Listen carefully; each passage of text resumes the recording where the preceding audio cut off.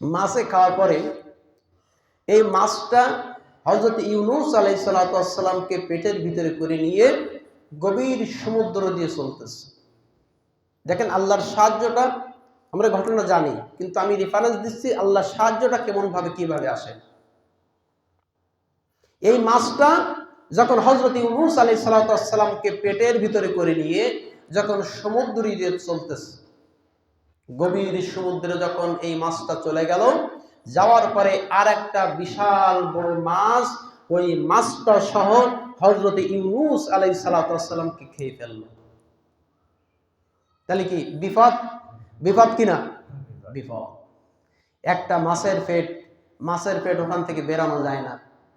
আসলে এগুলো অবাস্তব একটা জিনিস। মাছে একটা মানুষ খেয়ে ফেলছে, এই মানুষটা এখনো জীবিত, ওর ভিতরে অক্ষত রয়েছে, এটা অবাস্তব একটা। আল্লাহ পাক কি করেন? হযরত ইউনূস আলাইহিস সালাতু ওয়াস সালাম গভীর সমুদ্র তলে যখন একটা মাছ তাকে ভক্ষণ করে পানির তল দিয়ে যখন চলতেছিল, আর একটা বিশাল বড় মাছ তাকে ভক্ষণ করলো হযরত ইউনূস আলাইহিস সালাতু ওয়াস সালাম সহ। এই দুইটা মাছের পেটের ভিতরে হযরত ইউনূস আলাইহিস সালাতু ওয়াস সালাম অক্ষত অবস্থায়, সুস্থ অবস্থায় তিনি থাকলেন। এক নয়, দুই নয়, একদিন দুই দিন নয়, হযরত ইউনূস আলাইহিস সালাতু ওয়াস সালাম ওই মাছের পেটের ভিতরে 40 দিন পর্যন্ত অক্ষত অবস্থায় থাকলেন। সুবহানাল্লাহ। 40 দিন আলো নেই, বাতাস নেই, কোনো কিছু নেই। কিতাবের ভিতরে আসছে, দেখেন আল্লাহর সাহায্য কেমন।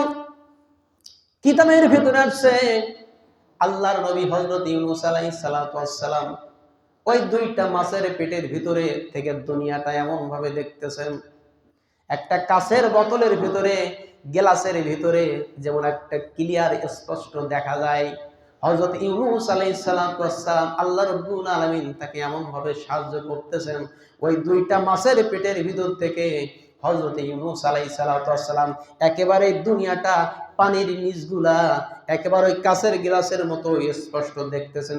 সুবহানাল্লাহ। আল্লাহর সাহায্য দেখেন কেমন, একেবারে স্পষ্ট। একটা মানুষ জীবিত থাকলে, দুনিয়ায় থাকলে যেমন দেখা যায়, এরা স্পষ্ট করে দেখতেছেন পানির তলা কি না কি হচ্ছে। এমনি ভাবে চলতেছে মাছ। হঠাৎ করে হযরত ইউনূস আলাইহিস সালাতু ওয়াস সালাম লক্ষ্য করলেন একটা ওই গভীর পানির নিচে একটা গুনগুন আওয়াজ শোনা যায়, শব্দ শোনা যায়। আল্লাহ রাব্বুল আলামিন হযরত ইউনূস আলাইহিস সালাতু ওয়াস সালামের পিছনে একটা ফেরেশতা নিযুক্ত করে দিলেন। ও ফেরেশতা, যাও যাও ইউনূস আলাইহিস সালাতু ওয়াস সালামের সার্বক্ষণিক তুমি দেখাশোনা করবেন। এবার হযরত ইউনূস আলাইহিস সালাতু ওয়াস সালাম ফেরেশতাকে তিনি দেখতে পেলেন।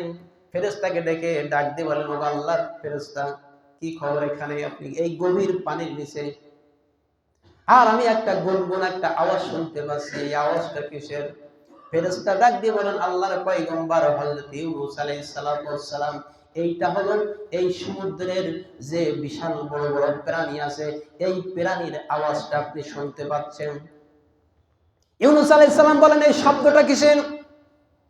এবার ফেরেশতা ডাক দিয়ে বলেন, এই আওয়াজটা হলো ওই সমুদ্রের তলদেশে বড় বড় প্রাণীগুলা আমার মাওলা পাকের জিকির করতেছে। সুবহানাল্লাহ। হযরত ইউনূস আলাইহিস সালাম বলেন, কি পানির নিচে আল্লাহর জিকির করতেছে? এবার তিনি কি করলেন, যখন ফেরেশতা বললেন যে বড় বড় হাঙরগুলো, বড় বড় প্রাণীগুলো আল্লাহর জিকির করতেছে, এবার হযরত ইউনূস আলাইহিস সালাম ওই সমুদ্রের ভিতরে মাছের পেটের ভিতরে তিনি বললেন, লা ইলাহা ইল্লা আনতা সুবহানাকা ইন্নী কুনতু মিনাজ জালিমিন। আল্লাহ, আমি বড় অপরাধী, আমি বড় জুলুম করেছি, পাপ করেছি, অন্যায় করেছি। আল্লাহ, তুমি ছাড়া এই গভীর সমুদ্র তলে এখানে হেফাজত করার মতো আল্লাহ তুমি ছাড়া আমার আর কেউ নয়। আল্লাহ, তুমি আমার হেফাজতকারী, আল্লাহ তুমি আমাকে হেফাজত করো। এবার কি করলেন হযরত ইউনূস আলাইহিস সালাম, যখন এই কোরআনের আয়াতটা যখন তিনি তেলাওয়াত করলেন, আল্লাহ রাব্বুল আলামিন তার ডাকে কেমন ভাবে সাড়া দিলেন লক্ষ্য করেন। হযরতে ইউনূস আলাইহিস সালাতু ওয়াস সালামের এই কথাটা শোনার পরে আল্লাহ রাব্বুল আলামিন বলেন, ফাস্তাজাবনা লাহু, আমি ইউনূস আলাইহিস সালাতু ওয়াস সালামের ডাকে আমি আল্লাহ রাব্বুল আলামিন সাড়া দিলাম। ওয়া নাযাইনাহু মিনাল গাম্মি, আমি শুধু তার ডাকে সাড়া দেই নাই, আমি তাকে উদ্ধার করলাম। ওয়া কাযালিকা নুনজিল মুমিনিন, শুধু আমি ইউনূস আলাইহিস সালাতু ওয়াস সালামকে হেফাজত করে আমি আল্লাহ রাব্বুল আলামিন ক্ষান্ত হয় নাই, আমি এভাবে ওয়া কাযালিকা এভাবে নুনজিল মুমিনিন, বিপদ আপদ মুসিবতে মুমিনরা যখন আমি আল্লাহর শরণাপন্ন হবে, আমি আল্লাহ রাব্বুল আলামিন তাদেরকেও সাহায্য করব। বলেন সুবহানাল্লাহ। তাহলে আল্লাহর ওয়াদা যে আল্লাহ বলছেন ওয়ালা তাহিনু ওয়ালা তাহজানু ওয়া আনতুমুল আ'লাউনা ইন কুনতুম মুমিনিন, তোমরা খবরদার হতাশা হও না, তোমরা হতাশা হও না, তোমরা চিন্তিত হও না, আমি আল্লাহ রাব্বুল আলামিন অবশ্যই তোমাদেরকে সাহায্য করব। এজন্য শর্ত কি? মুমিন হতে হবে। মুমিন হলে আল্লাহ রাব্বুল আলামিন অবশ্যই আপনাকে আমাকে সাহায্য করবেই করবে। কিন্তু আপনি আমি কি সামান্য একটু সমস্যা, নামাজ নেই, যদি একটু জ্বর আইছে তা কালকে গোসল করি না, আজকে তো নামাজ পড়বো না, তাহলে এগুলা কি? তাহলে আপনি আমি মুমিন? মুমিনের শর্ত কি? কদ আফলাহাল মুমিনুন আল্লাযিনা হুম ফি সালাতিহিম খাশিউন, মুমিন নামাজ আদায় করবে, খাশিউন খুশু-খুজুর সঙ্গে মুমিন নামাজ আদায় করবে। আর আমরা যদি একটু ঠান্ডা পড়িছে, আজকে তো গোসল করবো না, তাহলে তো নামাজ পড়া যাবে না, শরীর পাক নেই। মুমিনদের শরীর কোনোদিন অপবিত্র হয় না।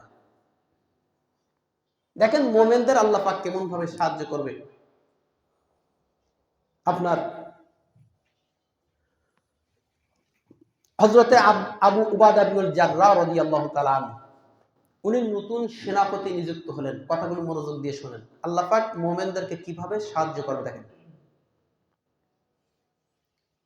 আবু উবাদা ইবনুল জাররাহ দুনিয়া থেকে 10 জন জান্নাতের সার্টিফিকেট পেয়েছেন, তার ভিতরে উনি একজন।